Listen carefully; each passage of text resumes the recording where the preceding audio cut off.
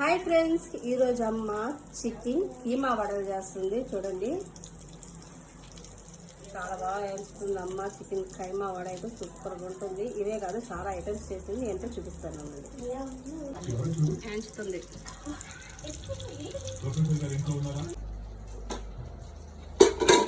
మిరియాలు వేసి ముద్దగా చేసింది. గుండెకాయ, పత్తర కలేజు అవన్నీ వేసి, ఇది నూనె వంకాయ, ఇది సాంబార్, మామిడికాయ, మునక్కాయ అన్నీ వేసి సాంబార్. అందులోకి ఇంకా వైట్ రైస్. ఇది వచ్చి నేను చేసిన కొంచెం మచ్చిపులుసు అన్నము. ఇదండి, టేస్ట్ చేసి ఎలా ఉందో చెప్తాను.